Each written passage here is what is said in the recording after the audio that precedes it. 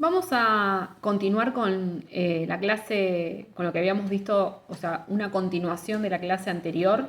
Y en este caso vamos a hablar de lo que era la legítima, ¿sí? Eh, en la actualidad, ¿sí?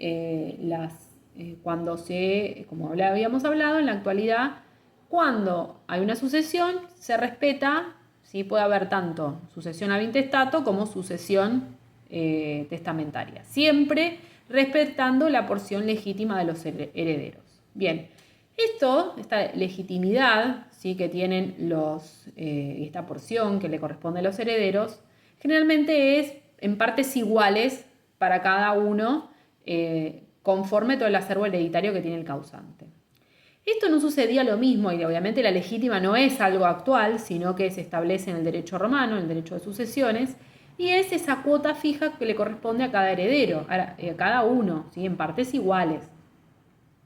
¿Por qué se establece esta legítima?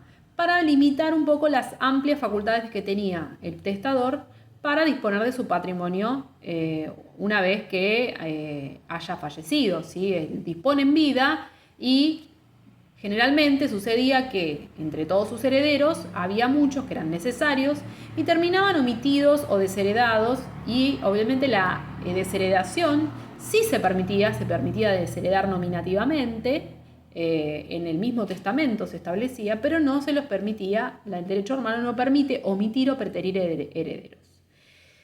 ¿Qué permite, es decir, qué hizo la legítima? Es establecer esa limitación a las amplias facultades del testador, y que los herederos quedaran de alguna manera desprotegidos, ¿sí? Es decir, que dándole o correspondiéndole porciones menores a las que realmente les correspondían. Pero para los casos que también se preterían a los herederos, ¿sí? Cada heredero podía presentar, ¿sí? Una querella que se la llamó la querella in officiosi testamenti. ¿Qué permitía en realidad?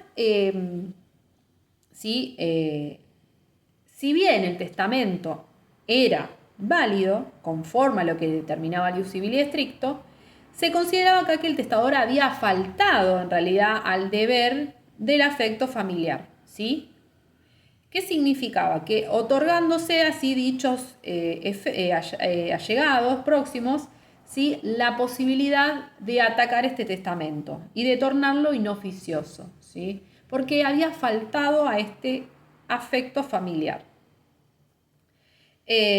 ¿A través de qué? De esta querella in officiosi testamenti, que como bien dice, es una querella que tiende a la anulación del testamento, es decir, y en este caso se abriría la sucesión, queda abierta la sucesión ab intestato, ¿sí? ¿Por qué? Porque el heredero, el testamento, ¿sí? se declara nulo. Bien, ¿cómo es en realidad, cómo es que procede la la inoficiosa testamenti? Primero se tiene que demostrar, ¿sí? Que el testamento atenta contra alguna porción que le corresponda a los herederos, o bien también que haya sido preterido, que tenía un derecho real sobre este testamento y por alguna cuestión, ¿sí? quedó desheredado o preterido. Pero sin una justa causa, ¿sí? Esto siempre establecido, siempre que es sin una justa causa. Por ahí una justa causa podría ser haber atentado contra la vida del pater. Bueno, en ese caso es un delito, por ende puede ser desheredado nominativamente, es decir, que se establece en el testamento que por haber atentado contra la vida del pater, en ese caso se puede desheredar a la persona. Casos extremos le estoy poniendo, pero que en realidad existen. Bien, ¿quién puede pedirla? Los descendientes y los ascendientes en forma recíproca, ¿sí? Los hermanos bilaterales y también los que son los sanguíneos o los uterinos, ¿sí? Ellos pueden solicitarla, pueden presentarla, es un reclamo, es una queja, ¿sí? Pero el que en realidad pretendía la querella in officiosi testamenti testamenti debía demostrar, como dijimos, que había sido desheredado o preterido, pero sin una justa causa, sin una causa que fuera justificada, ¿no? Bien, entonces, si se declaraba, ¿sí? Que la querella inoficiosa y testamente tenía validez, era válida, presentada por el heredero, bueno, en ese caso lo que se hacía, como dice como dice acá la filmina, dice que se declaraba nulo el testamento, es verdad, ¿sí? Quedaba abierta la sucesión testamentaria, o la intestato, ¿sí? Ahora, ¿qué pasaba si, bueno, y qué pasaba con el heredero, con el testamento, perdón, se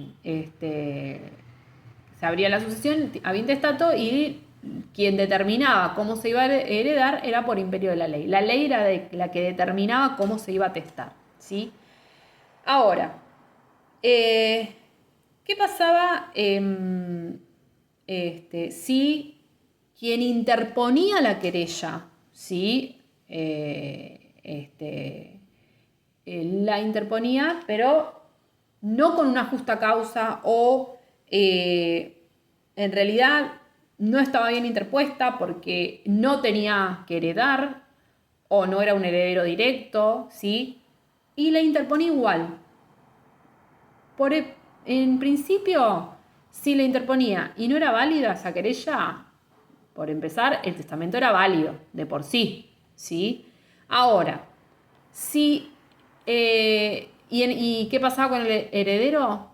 Lo hacían un juicio de infamia, ¿sí? Por difamar la voluntad, la última voluntad del testador, ¿sí? El testamento era válido para el resto de los herederos, salvo que él no solo no iba a heredar, ¿sí? Sino que también iba a ser injuriado, ¿sí? Y que obviamente era considerado, si le hacemos una infamia, un juicio por infamia, era considerado indigno y perdía todo tipo de legado o liberalidad que pudiera obtener, y el resto queda para el fisco, ¿sí? Para el Estado, para lo que era el Estado romano. Bien, en este caso era cuando otra de las formas, ¿sí? En la que podría abrirse la sucesión a intestato, cuando también, en este caso, ya el testamento estaba armado, la voluntad del testador estaba plasmada en el testamento, hasta el momento era válido, pero hay una de las formas también en las cuales se puede declarar, ¿no?, nulo el testamento y abrir una sucesión ad intestato, ¿sí? Bien.